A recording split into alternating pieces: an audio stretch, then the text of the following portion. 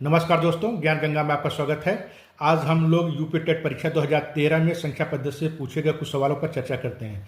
तो पहला सवाल है 1 धन 2 धन 3 धन 10 ऋण 50 का मान है, यानी कि 1 से लेके 10 तक की संख्याओं का योग माइनस 50। तो ऐसी संख्याओं को हम कैसे निकालते हैं? n गुणे n प्लस 1/2, यानी कि 10 गुणे 10 में जोड़ेंगे 11/2, यानी कि ये कितना आ गया?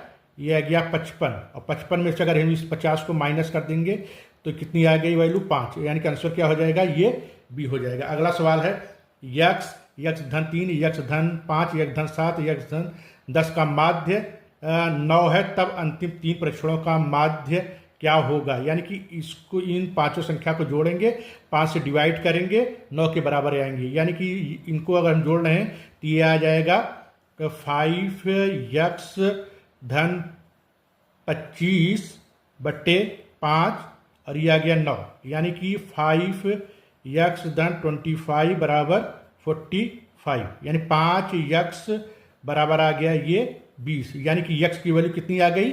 4।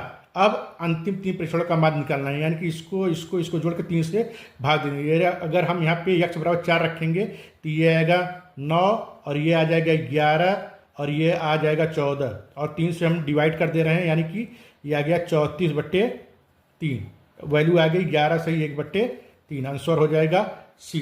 अब अगला सवाल है कि एक व्यक्ति यात्रा का 2/5 भाग ट्रेन से, 1/3 भाग बस द्वारा, 1/4 कार तथा शेष 3 किमी दूरी पैदल चला तो उसकी यात्रा क्या है? यानी कि 2/5 1/3 और 1/4 को जोड़ के अगर एक में से घटा देंगे तो पैदल वाली दूरी के बराबर आ जाएगा। तो 5 3 4 का एलसीएम क्या हो जाएगा?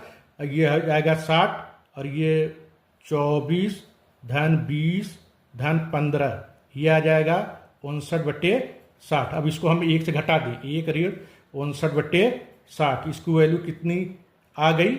1/60। ये किसके बराबर होगा? 3 के, यानी पूरी यात्रा कितने बराबर आ गई? 160 को गुणा कर देंगे तो किमी, यानी कि आंसर क्या हो जाएगा? सी। अब अगला सवाल है, देख रहे हैं कि यदि प्रथम n प्राकृतिक संख्याओं का माध्य 15 है तो n का मान है। तो माध्य कैसे, प्राकृतिक संख्याओं का माध्य कैसे निकालते हैं? n धन 1/2 यही होता है, बराबर कितने के बराबर है? ये 15 का, यानी कि n धन 1 बराबर 30 आ गई, और n बराबर कितना आ गया? ये आ गया 30 ऋण 1 29। इस तरह हम सवालों को सेकंडों में हल कर सकते हैं। थैंक यू, धन्यवाद।